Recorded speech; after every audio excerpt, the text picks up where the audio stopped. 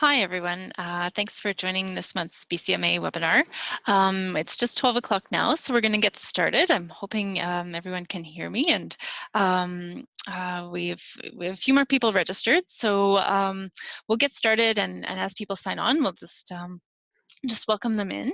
And so I wanted to just say, my name is Erica Matson, and I'm the Executive Director of the BC Museums Association.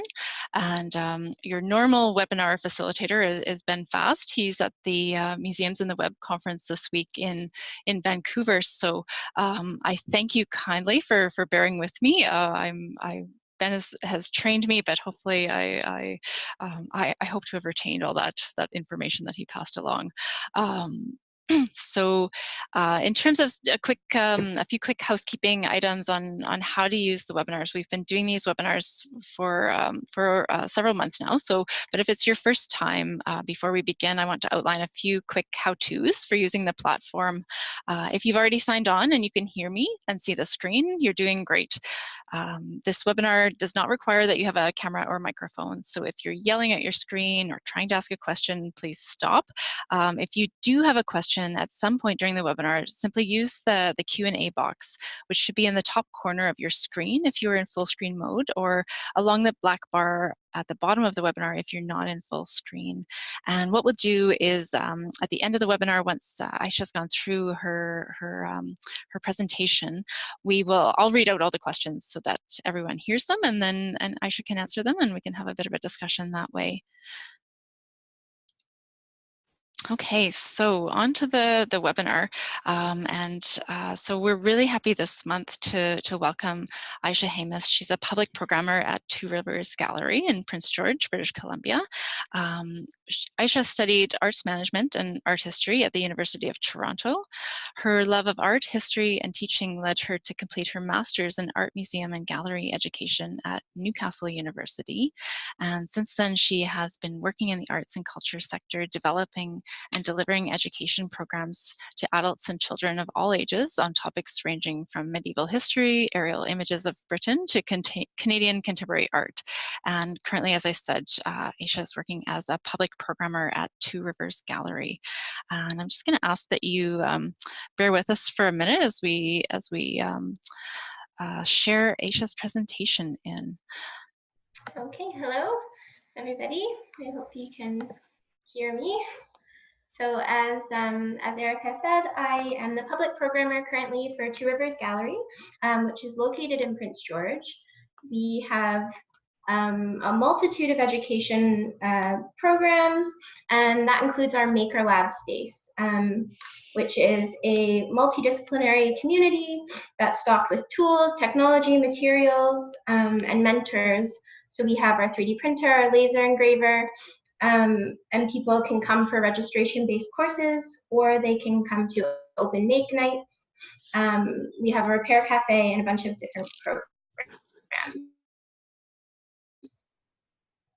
including our MakerLab Youth Immersion program, which is the one that I'm going to be talking a little bit about today. So I'm going to give a bit of an overview of the program and then highlight some of the challenges that we've faced and some of the ways that we've been working to overcome them. So our MakerLab Youth Immersion program was launched in the fall of 2015, and we're currently completing our third year, working with young people between the ages of 15 and 20, with an average of half to 3/4 of the participants self-identifying as Indigenous.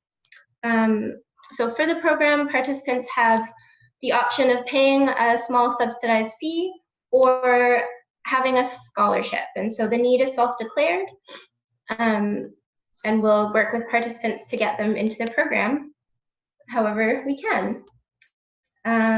It takes place from 5 to 7 p.m. on Thursday nights alongside our open make, which is a time for the general public to come and use the MakerLab space, and this really helps to incorporate the youth into our gallery community. From September to May, the youth work with mentors who are local artists and elders, and people that are really experts in what they're doing. They facilitate 3-week-long modules in lots of different new media and traditional technologies. And we pay CARFAC rates so that we can ensure a high level of professional instruction and recognize the important contribution that our local experts make to this program. So to start it out, we do some team building. It's a 10-month program. It's going from September till June, so it's quite a commitment for people to partake in. And so we try to get them really comfortable. So working with me for the first couple of weeks and working with each other, doing different team building activities like a marble run and sometimes painting, sometimes stop motion animation. It can be all sorts of different things. And we also intersperse those throughout the program. So I'll talk a little bit about some of the modules. They do 3 weeks of wood turning, and they're lucky to have access to some of the local experts from the Wood Turning Guild. So we've worked with Ron Clemens and Ken Turner. And students can learn different wood turning techniques. So here they're doing a honey dipper, and try out those different techniques later if they want to do bowls. They've done tops, all sorts of different things. We have our laser cutter and engraver, which is a more modern technology, and that module is introduced by a local artist, Kathleen Angelski. And the machine can cut and engrave on a bunch of different materials, including glass, wood, paper, cardboard, and bananas. So they've been practicing in their module, doing not just 2D objects, but also 3D objects. And then they had a photo light box so that they could also practice documenting some of their artwork. That's more ephemeral. We do First Nation design with a local Wet'suwet'en artist, Jennifer Piggin, who introduces some of the forms and lines and different techniques that are used in Northwest Coast design. And this year they did 2 weeks instead of 3, and that sometimes the modules can change a little bit depending on the mentors and depending on the past years and what we've done. So for their wood carving module, they do that with a local Cree artist, Leonard Paquette, who's a master carver. He's been carving for 40 years. And so they first design their piece and then learn how to center, especially when they're doing some flat relief carvings. And then they're using both hand tools as well as electric tools like the Dremel. And then for anyone that really takes to carving, they can sometimes choose to do that later and start doing something that's more of a 3D work rather than the working in relief. So we do silver and copper clay with Louise and Cindy France, who are a mother-daughter team who teach the students. And I'll tell you a little bit about silver clay because it's not everyone has seen it before used. And so what it is it's kind of like working with little slabs of clay, and they get dried out on the hot plate, and they can mold them and shape them, and they can put different textures. And then it gets hardened by a blowtorch. You can see Sylvia torching hers, and then in the top left corner, Wayne has his finished piece, which can be polished by hand. They can add a little bit of patina, or they can put it in a rock polisher, and they'll have something silver at the end.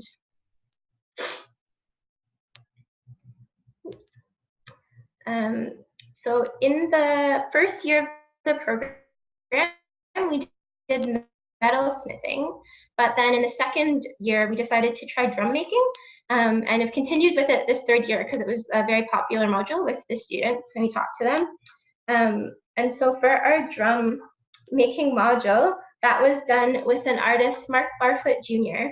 And this year they molded and they created their wooden drum form from scratch. And then they stretched the hide and cut it and laced it and everything. And then one of the great things about working with Mark is that he really incorporates storytelling and sharing with the students. And so he would share a lot about not just the making of the drum, but also the tradition of drum making to his culture and some of the responsibility that goes along with making and owning a drum. And so that is really great to link all of those aspects together. And we have 3D printing, which is done by Darren Ditto, who is one of our local tech experts. And he teaches the students how to use our 3D printer that we have. And this year they also did some model making. So we have a Scantech scanner, so they could model their own things out of, this one's made out of Model Magic, and then they could scan it, and then they could adjust it on the computer and then set it to print. And so they're really making something of their own from scratch, rather than just learning how to print some of the open source designs.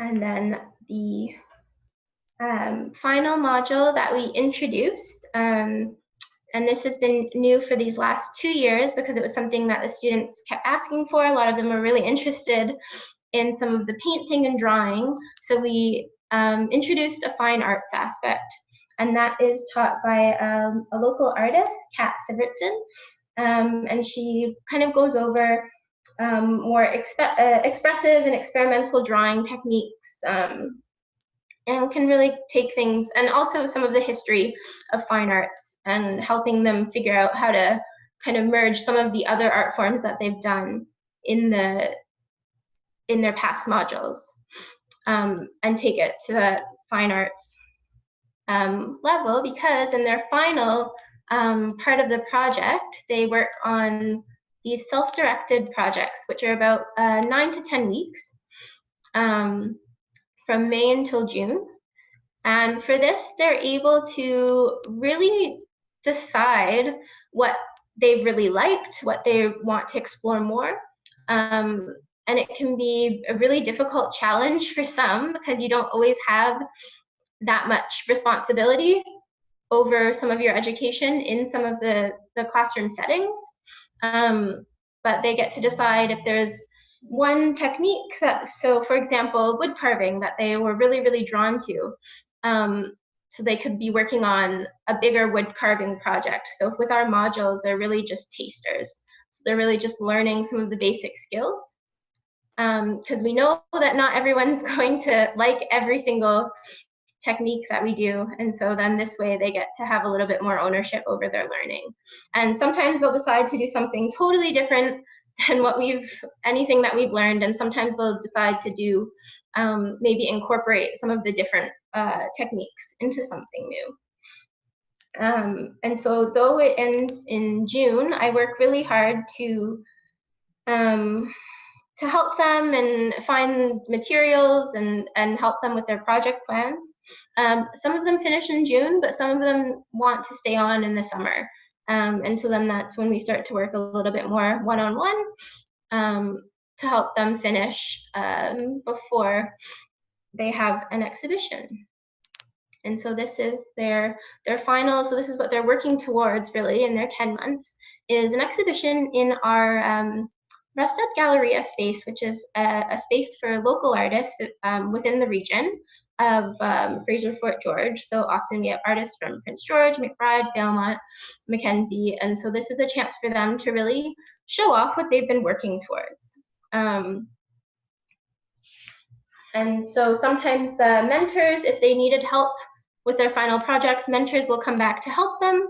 And this exhibition is a show of their work alongside the work of their mentors. And it's a chance to invite family and friends and really show off what they have done, and just a chance to really be proud of what they've accomplished, because 10 months is a long time for a program.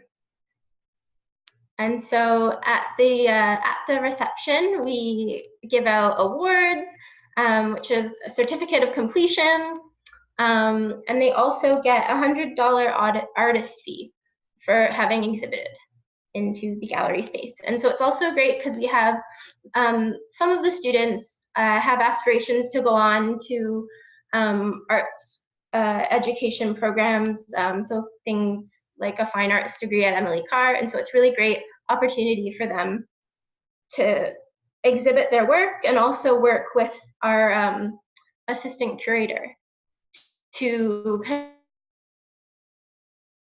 and learn to talk a little bit about their ideas and what they've been making. So I'm going to talk a little bit now about some of the challenges that we've found within this program. And there's three main challenges that I'm highlighting. So one of our main challenges starts before the program even starts, is with recruitment. So we have a mandate for the program to have at least half of the youth who are in it self-identify as Indigenous. And it can be really difficult for us to find 12 students who are wanting to make that 10-month commitment in order to stay in the program. So some of the things that we have found that are extremely necessary is reaching out and making connections with other organizations that are working with a similar demographic. So I spend a lot of time reaching out to the school districts, to all the different high schools, to not only the arts teachers, but some of the shop teachers, some of the science teachers, some of the Aboriginal education workers, anybody that's working with youth already and that might know these people that would benefit from a program like this. And we try to remind them that it's not just for students that are interested in fine arts, but for anyone that's really like looking to work with their hands, looking to try new things, and anyone that's not maybe excelling in a traditional education setting, then this could be the program for them. So we also work really closely with the Native Friendship Center, as well as some of the family services programs in and around the area. And that's been really helpful for us to help us find participants and be able to foster the growth of the program. Another thing that is very important is a lot of them will like to bring friends to their classes, to either come hang out with them before their class starts or after, or sometimes even during class. And I always encourage that, especially during the independent study program part, because that really helps to bring in more youth into the program. And that was one of the main reasons that the Youth Immersion program started, is that we had a really strong group of makers that were between the ages of 9 to 13 and a really strong group of adult makers, but we were really missing that young youth audience of people between the ages of 15 to 20. And so this has really helped with that, bringing those people into the gallery and helping them bring them into MakerLab and let them know that this is a space for them and this is a space that they can enjoy and that they can really thrive and feel safe in. And then the final tip for this our aspect is really relying on the mentors. As we're lucky to have mentors who really understand some of the challenges of the program, and especially being in our third year, they're very committed to the program and also committed to helping us to promote the program throughout their daily lives. And that's been really helpful with recruitment. So for example, Kat Sivertson, who does the fine arts program, she works at the college. And she's able to, every once in a while when we're doing the recruitment stage, she'll email and say, I've met this student that I think would be great. I think this program could really help them. They're not sure what direction they want to take, and they're looking for something different. And that's been really great to have her But not only in the college, we've also have found participants during farmers markets, just any time, just out. It's really important to put ourselves out there in the community, be talking with people. And so, for example, Kobe, this is Kobe, he was in the first year of our program, and he, Ken, who is a member of the Woodturners Guild and who does the woodturning section of our program, he met his mother at the farmer's market and told her about the program. And Kobe was really struggling in school. He was flunking out of his social studies class. He was feeling a little bit lost and without direction. And a few months into his MakerLab program, he started to do a lot better in school, and he decided that carving was one of his passions. And his mother always attributed his this new direction and this new passion and him doing better in school to him being a part of this program. And so he's finished high school, and last year, when he was in his last year, he was coming back even though he'd finished and mentoring the new students. And now this year, he's gone on to the Frida Deasing School of Northwest Coast Art in Terrace, and is taking the program there. And he's really great, and his mom has always been a huge supporter of the program. So one of the main challenges that I have is with retention. A lot of the youth that are part of our program are youth that would be considered at risk. So many of them are coming from group homes and foster care, and just different school situations. So maybe alternative school versus regular high school program. And so they don't always have the support systems. They don't always have any of those adults or caregivers that are encouraging them to follow through on their commitments. And so in 2016, the first year program, 10 out of 12 of our participants completed it. In 2017, 9 out of 12 completed, and this year, 10 out of 13 are on track to finish the program. And so many of them are facing challenges that are kind of above and beyond just that of average teenagers, and their lives can be very overwhelming, and it's really easy for them to make the choice to leave the program. And so in order to overcome that challenge,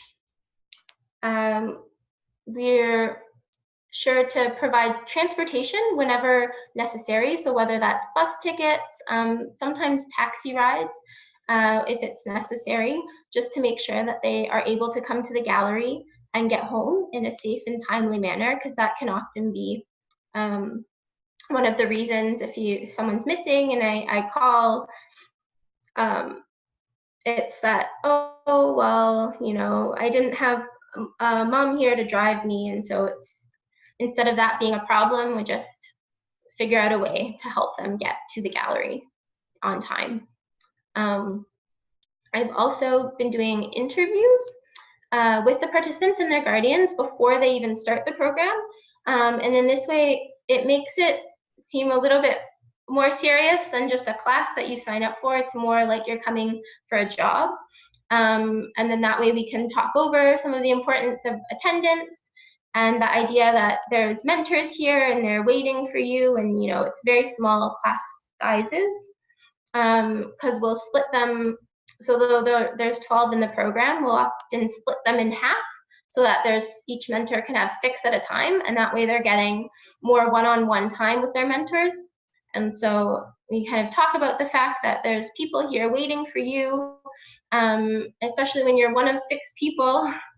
They really notice if you're missing, and it's how important it is to be there and be there on time, especially because the modules are only 3 weeks long.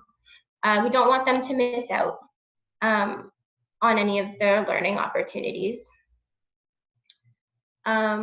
we also have them, when they start their program, I have them sign a contract agreeing to the dates so that their dates are clearly laid out. So I know that they've read them, they know when they're meant to be here. And just telling them how that they can contact me or contact the gallery if they're sick or if they're running late.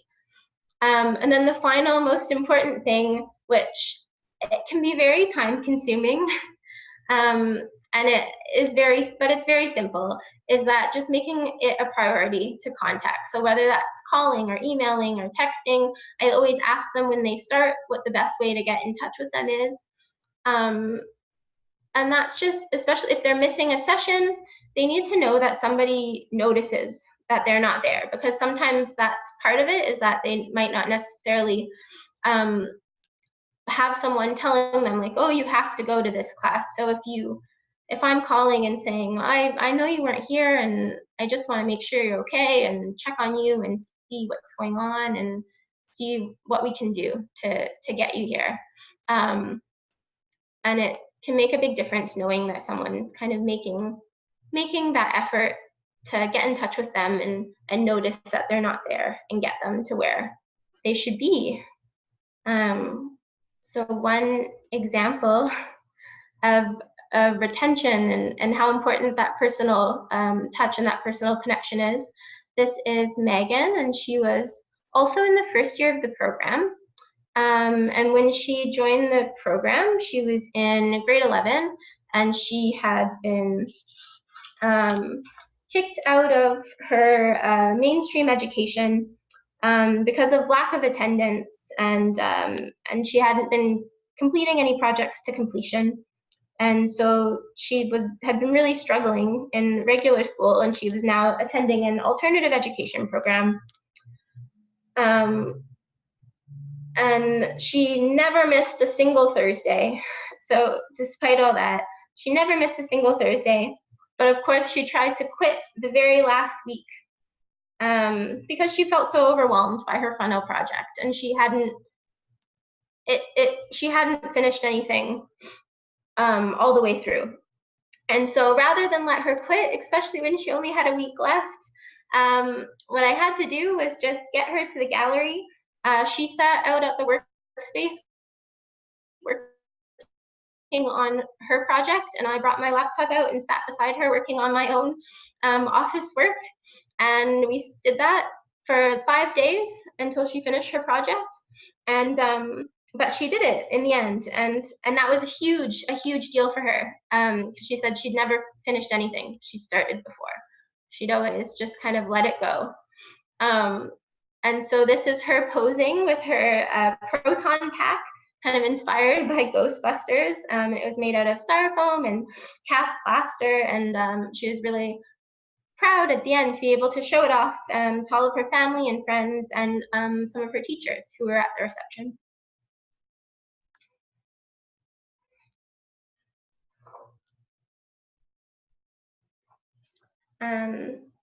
So another challenge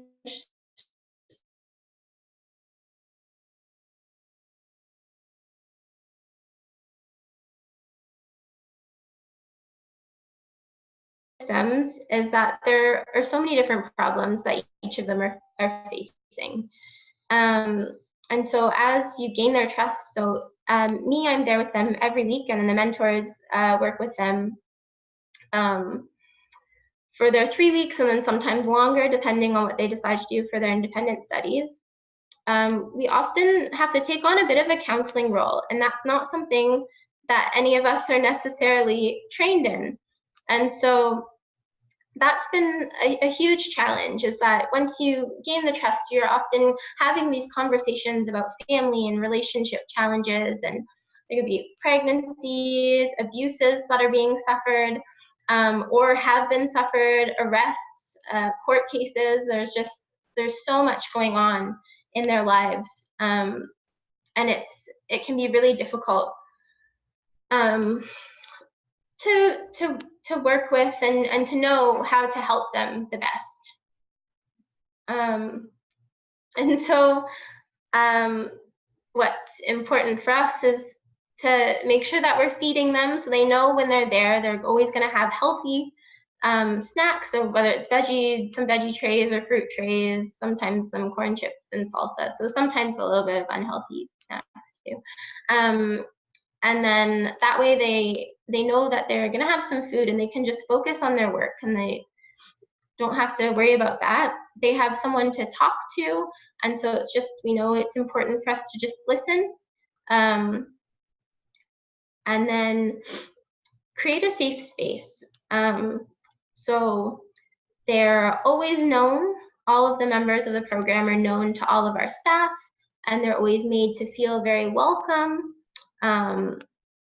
They are confident and comfortable enough to come to the gallery, even when their program's not in session, and just hang out, or they know that they can just walk in and they can grab supplies, they can continue working on different projects. They know where everything is, and they're comfortable to just be in the space. And then to encourage that comfort and that sense of community, when the program ends, we make sure to give all of the participants a new year-long MakerLab membership, which encourages them to come to the gallery and work on different projects in the year after. And then that also helps them to kind of become mentors to the new youth that are coming in, and help them and teach them, and it can give them more people to add to their network and to listen to. So an example of this is Keith. So Keith is 20 and he was in the program last year, and his support worker brought him because he was transitioning from living in foster care to living on his own when he entered the program. He was also new to Prince George, and his support worker signed him up for the program as a way to help him make positive connections within the community, positive choices, and just have some new people to add to his community, so that he had a place to go, something productive for him to do. And so Keith, though he's finished the program now, he often drops by the gallery when the program isn't running so he can work on different projects. And he just, he walks in like he owns the place, which is exactly what we want to happen. He knows everybody. He says hi to everybody. They say hi to him. It's one of the places that he says people are most excited to see him when he comes in, and that's important. And he likes to hang out with his 66-year-old mentor, Leonard Paquette, who is a master carver. And so they often carve together in the gallery, and they can share stories. They can carve and they work on their drumming skills. And so that intergenerational learning is really important to the program, and really important to the youth to be able to have those people that they can talk with. And so Leonard even wrote the drumming song to help him stop smoking. That's kind of goes like, "Stop smoking, Keith. Stop smoking, Keith. Smoking's bad for Keith." And it just he kind of laughs, but I think he's listening.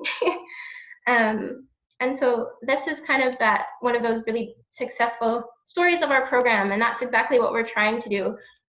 Is though we're not, there's not that many students in the program, we're having these really deep, meaningful connections with each of them that are going to last beyond their year of the program. So many of the youth that have been in the program, they've come back as volunteers. They've come back to work on their own projects during open make times.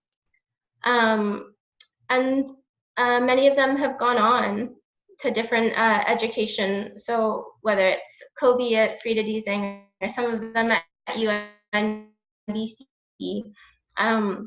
it's helped them. It's something that we're able to be there, part of their community, be there as references when they need it, and help them throughout the rest of their lives. Oops, sorry. So I think I could take a few questions, if that's okay, Erica. Yeah, please. That would be great. I'm just going to pop back our screen. So yeah, if anybody has any questions, just use that Q&A box at the bottom of your screen, right there. And yeah, I think thank you, Aisha. That's amazing work that you guys are doing. I can, I think it's so easy to see how this will be a life-changing experience for the youth that you're interacting with, and what an amazing job that you've done creating such a supportive and thoughtful environment for them to create and to find some stability in their lives too, I imagine.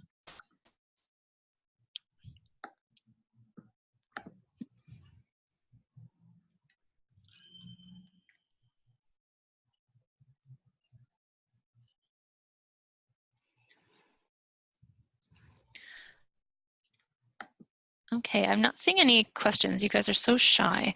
I have a couple of questions. Oh, I see one. Let me get that one before I barge in with my own questions. Sorry, hang on a second. Bear with me while I fiddle with things.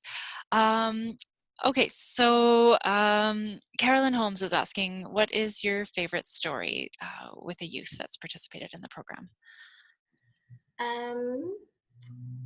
I guess one of my favorite stories is from some of the youth from the start of the program. We had two, Marcus and Vernon, who they both came into the program from different places, different people who signed them up, and they found out while they were in the program that they were actually brothers.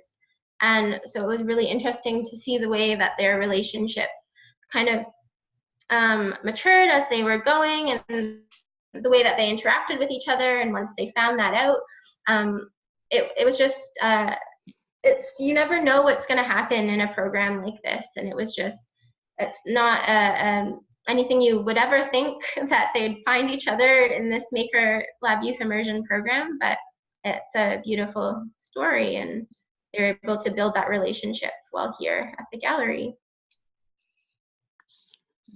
That's great.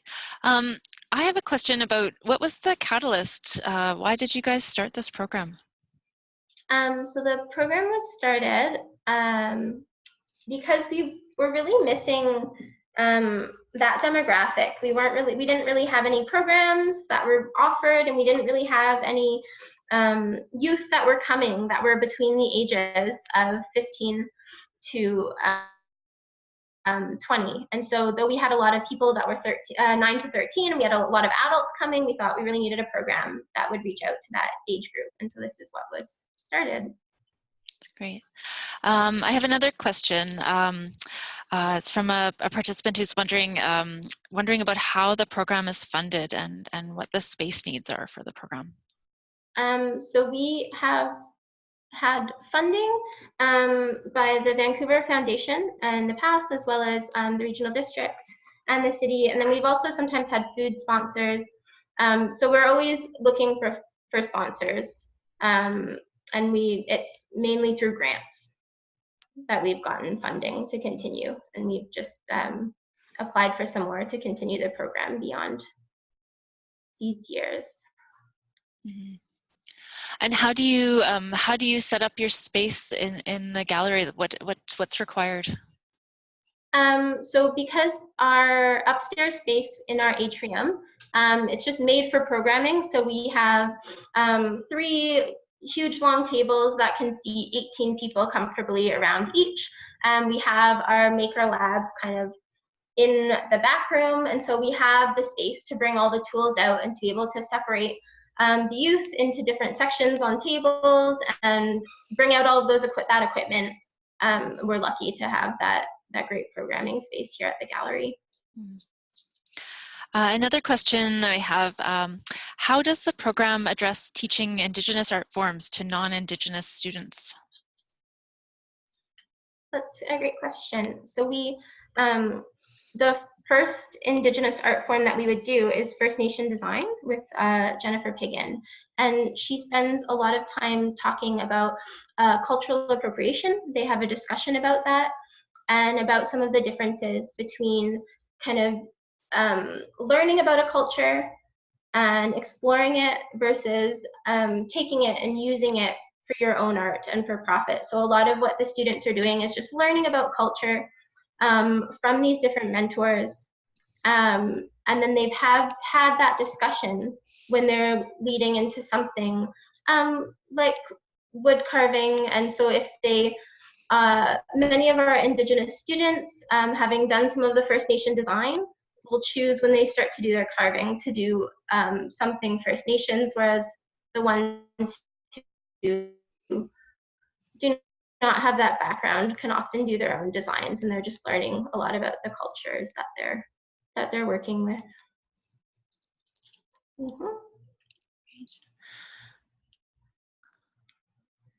Okay, well, I don't see any other questions. Last call for questions. Anyone, please jump in if there are any, type it in the question box. If not, I just want to say thank you and congratulations to Two Rivers and the team for creating such an amazing program and for sharing it with us. It's really inspiring, and you're doing an amazing job. Thank you. So I don't see any other questions. So, I think without speaking out of turn, I would hope that I'm sure that the team at Two Rivers would be happy to get your emails or your phone calls if you have any other questions that pop up after you leave today. I want to thank everybody for joining us. That's all the time we have for this month, but we'll be back next month. We do this the third Tuesday of every month at lunchtime, and hopefully it's a chance for everyone to take a few minutes away from their busy day and gather, as we've had some people talk to us about how they gather as a team to participate in this, and then have a chat afterwards about how to use the new knowledge. So I think that's been really encouraging for us to hear about. Thank you to Aisha for your presentation, and to everyone for joining us. And if you have any other questions, please feel free to send them to us at the BCMA. You can reach us at bcma@museumsassn.bc.ca. Our program officer, Ben, will be sending out an email shortly with some follow-up information. And we always send out a quick survey just to hear your feedback about how the webinar was. And we really appreciate that feedback.